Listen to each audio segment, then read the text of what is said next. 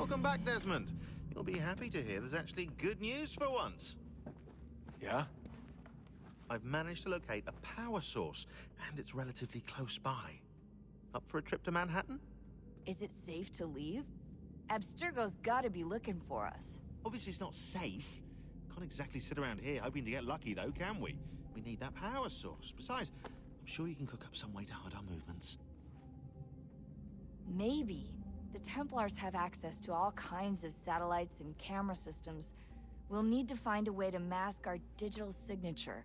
I can probably camouflage the van, too. But there's not much I can do for us. That's an easy one.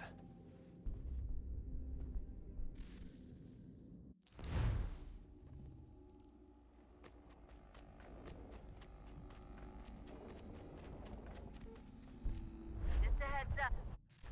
Local utility companies have assured the public that they're completely prepared for the upcoming solar maximum.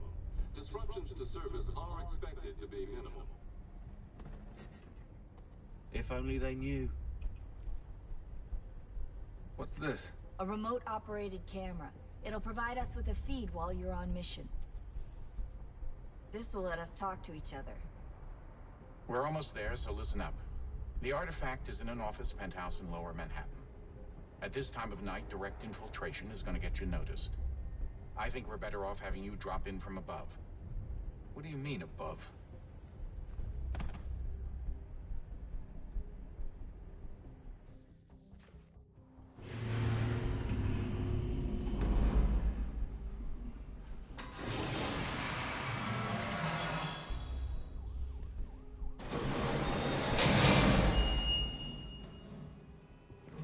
Can you hear me? Testing. Testing. 1, 2, 3. Yep, reach you just fine. Now why don't you power up the camera?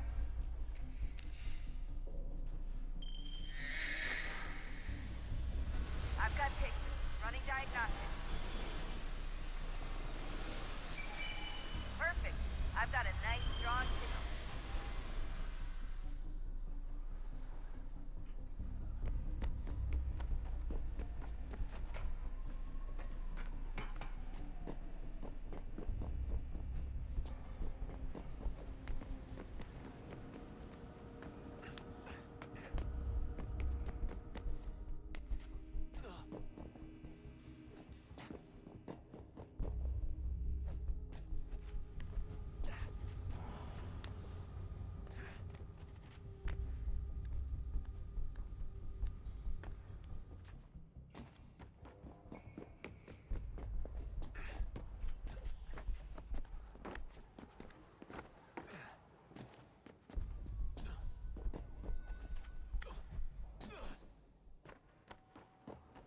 Oh, don't hold still. That's a lovely view. Seriously, Sean? Fuck you.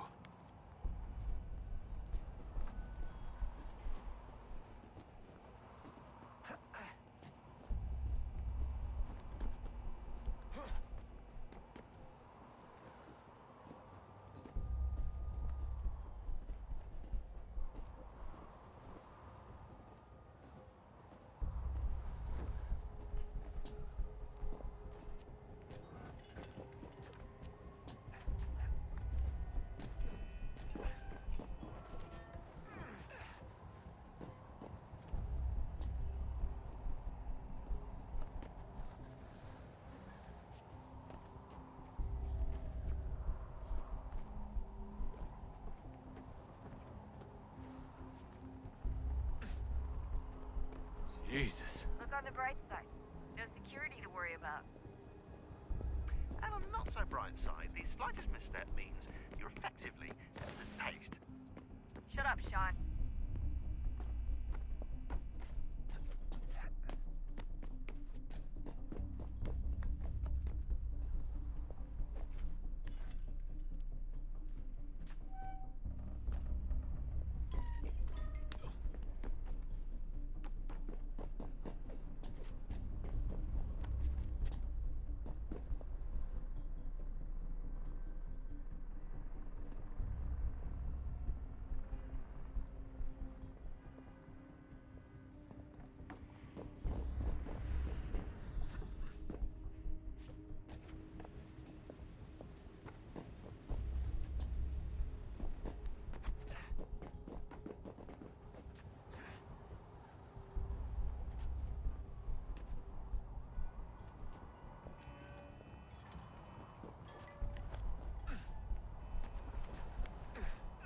Almost there, Desmond. Once you reach the top of the lit-up crane, you should be high enough to make the jump. Should? It'll be fine, don't worry.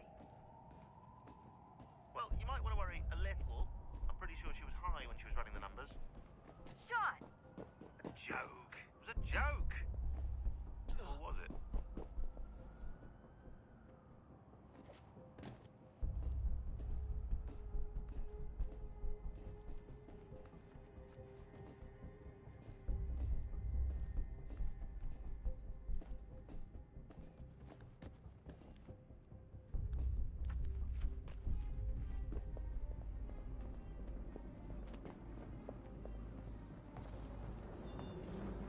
Jump when you're ready, but wait for my signal to open the chute. Timing's really important here. Too soon or too late, and you'll miss the building.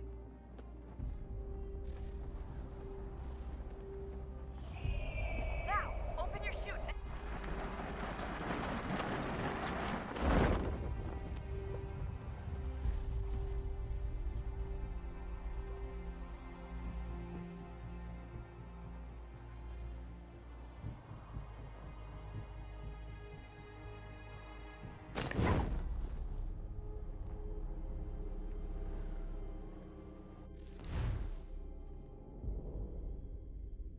Just a heads up, there's no elevator access from here on out. You'll have to get up there the old-fashioned way. Now, open your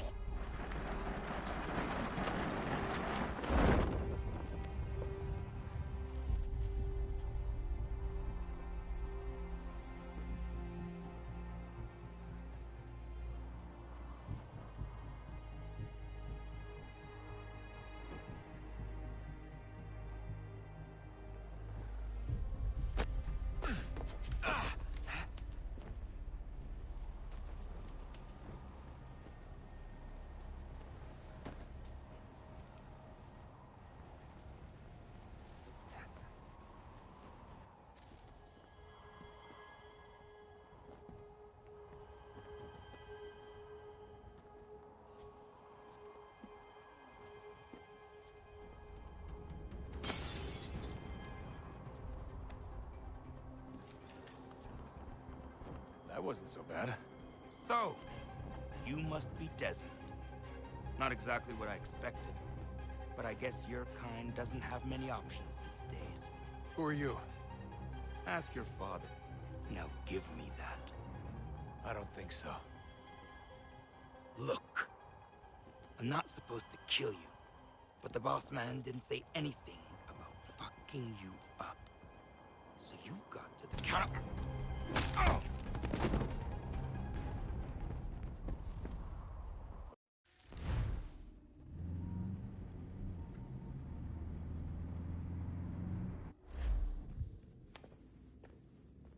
So who the hell is Daniel Cross? Believe it or not, he used to be an assassin.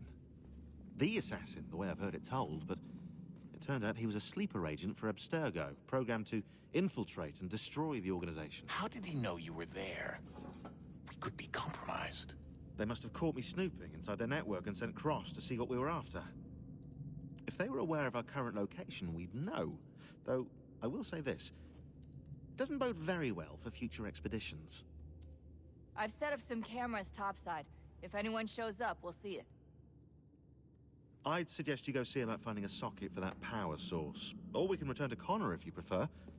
All the artifacts in the world won't mean a thing without the key.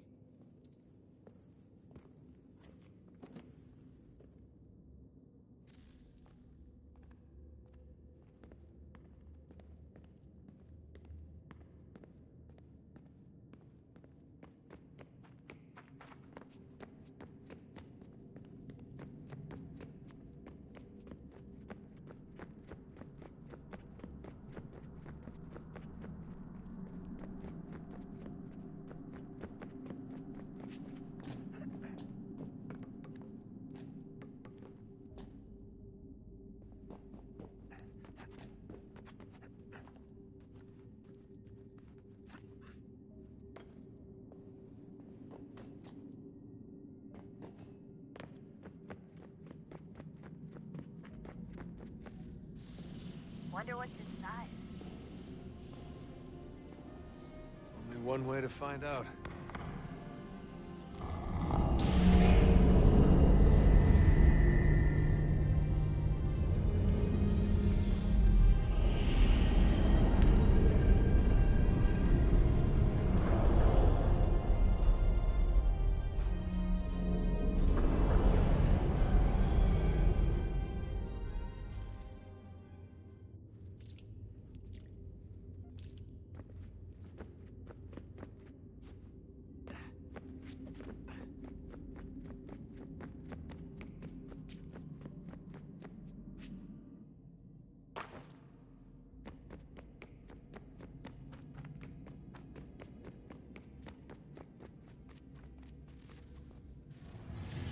What is a fact?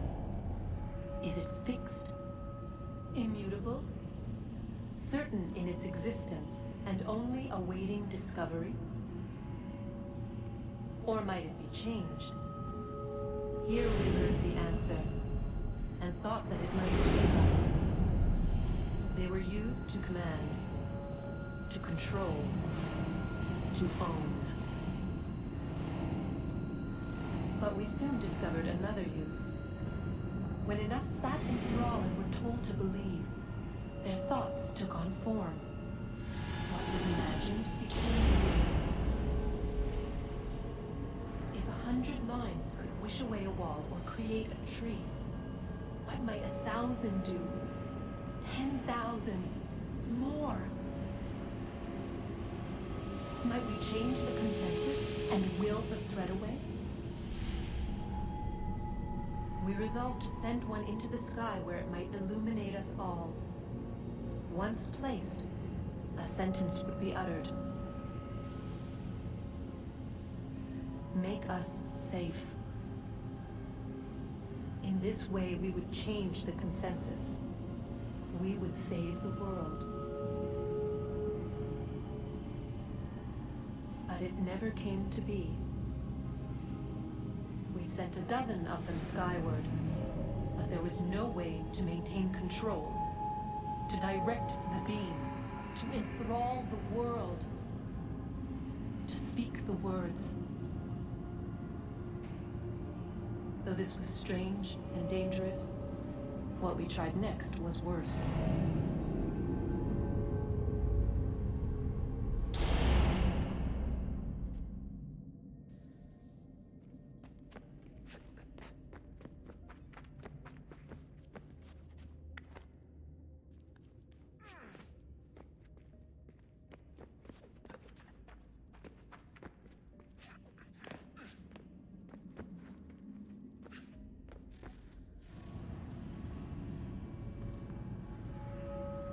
Our first instinct was to travel back, to change the past.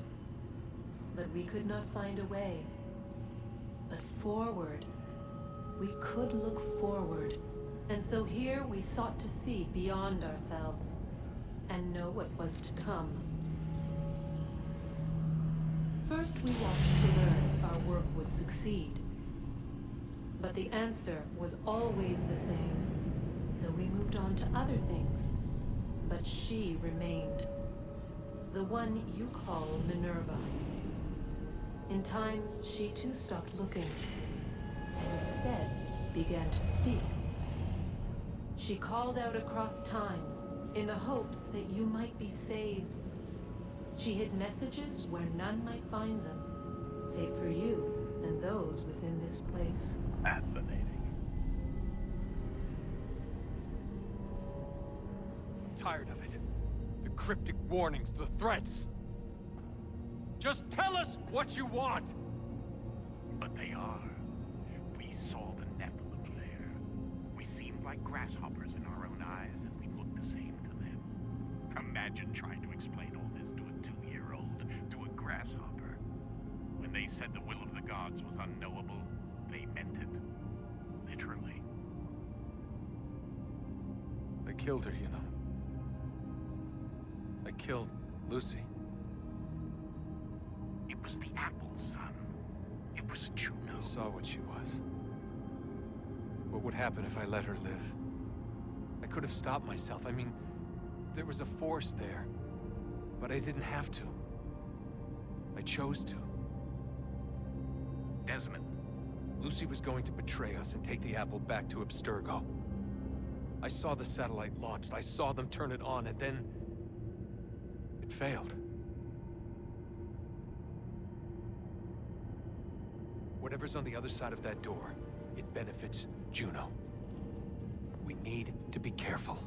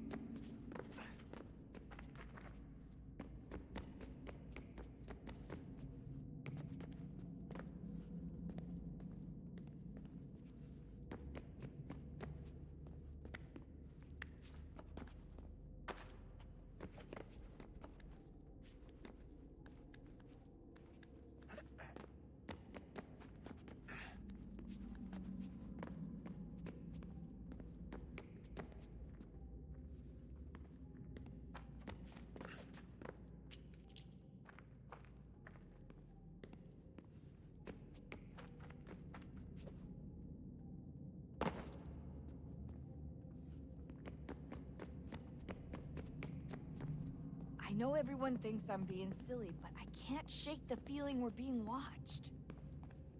We are being watched. By Juno. Or some version of her. Do you think it's a recording? Or is she a ghost? Or something else? Is she talking to us the way Minerva talked to Ezio? No clue. I mean, who knows what else they were working on down here? There's still so many rooms we don't have access to. But do you think she's like literally down here, waiting somewhere, still alive? Still alive? That's mental.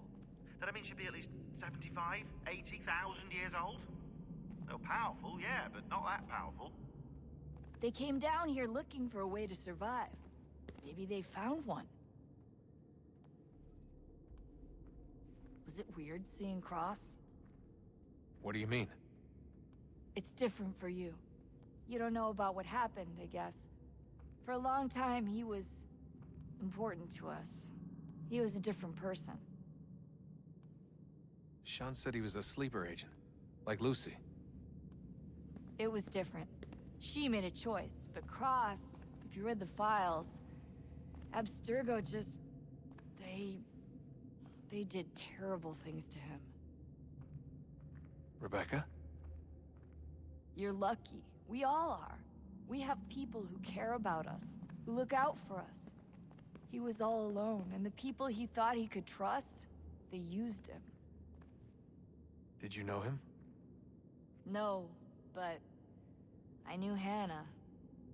Who's that? She tried to help him. She trusted him. But there was a raid about a year ago. She stayed behind so the others could escape. Tried to reason with him to see if she could fix things. Well, what happened? What do you think happened? He killed her. That's what he does. That's all he knows how to do. Sometimes it seems like that's all any of us know how to do. Rebecca. I just want to be alone right now.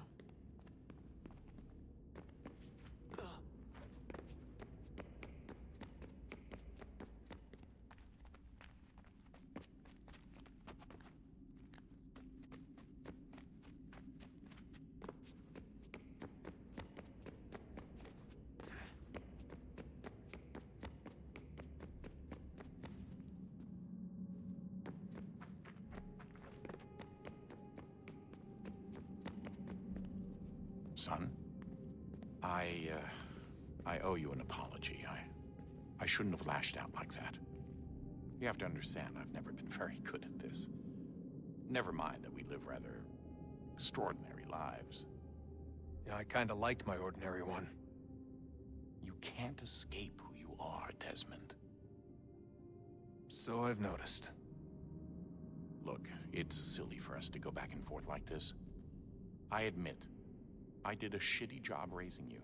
I apologize, I'm sorry. But it's important you understand it didn't come from a bad place. You're my son. I love you.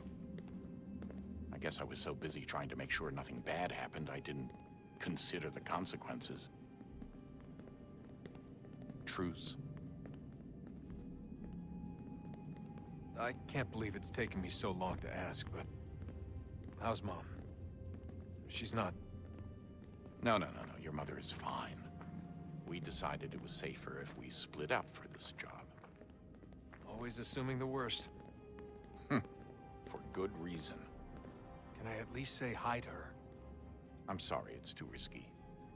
Maybe when we're done. Right. When we're done.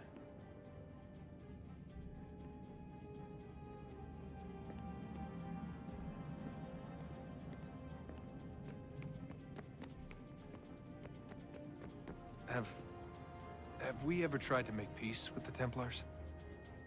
Throughout our history, there have been moments. Several, in fact. But it's impossible. There are existential differences, insurmountable. If there were to be unity, it wouldn't be a truce so much as a submission. But knowing what's about to happen, wouldn't it make sense to try and talk to Vidic? Come to an arrangement, even if it's only temporary? We'd all be so busy watching our backs, nothing would get accomplished. Imagine that. We're more productive at war. Well, have we ever tried sending in someone? Doing to them what they did to us with Lucy? Or Cross? We have, and it's never worked. We've sent people who were either too weak and found themselves turned, or too strong and were unable to carry out the charade. I just feel like we all want the same thing. We use the same words, but that's all they are, words. In the end, it all comes down to freedom. We seek it, they detest it. And so there's never an end to the fight. Not until one side is completely gone. Is that even possible? Probably not. Our two groups have existed in one form or another since, well, since forever. But things can be better than they are. And that's something. Did you look for me, Dad? When I was gone? Every day. Come on. I mean it. Every night I'd look, searching for your name or variations of it, hoping you'd slip up. Abstergo only found you first because they had better access.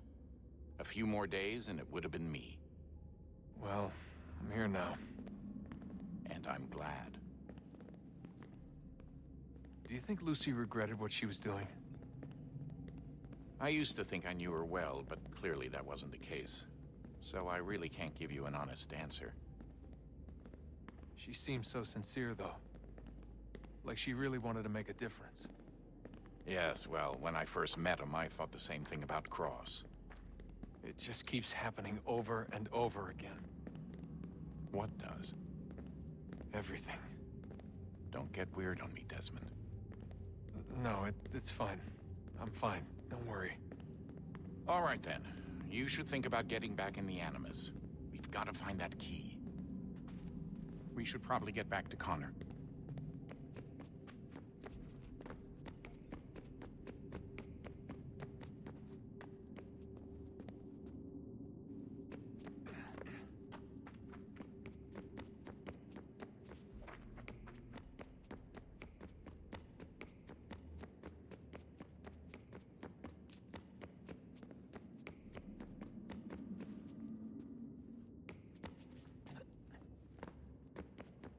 Ah, Desmond, there you are. Can I ask a favor?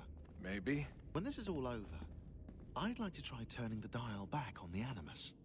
Like, all the way back. To the time of the first civilization. You think it would work?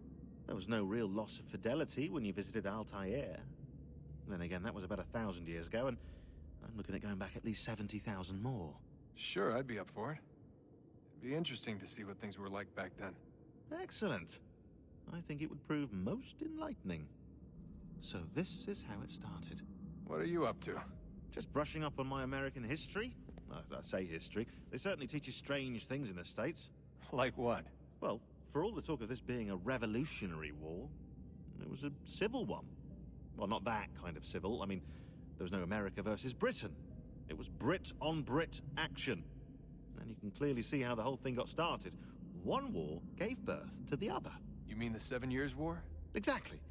Seems the Crown overspent in its attempt to keep the French out, wound up with a great deal of debt. Believing that the colonists should help to shoulder the burden, new taxes were created. It was a reasonable request, even if Parliament was rather, well, undiplomatic about it. Well, it's not really fair to tax people for a war they didn't want any part of.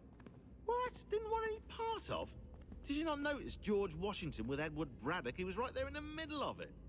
So here you have the Crown spending who knows how much money to secure a place for the colonists to thrive, and then, when they ask for a little bit of help... Right, look, think of it this way. King George and the colonists, they all go out to dinner, right? And when the bill comes, George asks for them to kick in and pay their share. Fair enough. But keep in mind, he's been taking them out to dinner gratis for decades now. But the colonists, oh no, they insist they only had a glass of water and a side salad. Never mind the table's full of half-eaten food and empty bottles of wine. Now, when the king points this out, what do the colonists do? Oh, they flip the table over and they storm out the restaurant. Probably intending to return later and burn it down. You left out the part where the king pointed a gun at the colonists and asked them to cover dinner for everyone in the restaurant. Right, yeah, interesting take. If he pulled out a gun, and I'm not sure he did, it would only have been after the 100th failed attempt at getting them to pay their fair share. But how do you define someone's fair share? Oh, well, with a war, apparently. I wonder how many other places like this exist. There are dozens of them, all over the world. And somehow no one's ever found one before us. I don't think that's true. Oh? When I was at Abstergo, Vidic talked about silencing discoveries made by non-Templars. And I'm sure Abstergo has dug up plenty. The things they must know. Regretting throwing in with us? No. Just looking forward to when we can finally trounce those bastards so I can dive into their archives. Oh, I think I found a lead on another power source. Later, Desmond. I'm in the middle of something very important right now. Just, that's a rule. Just follow that.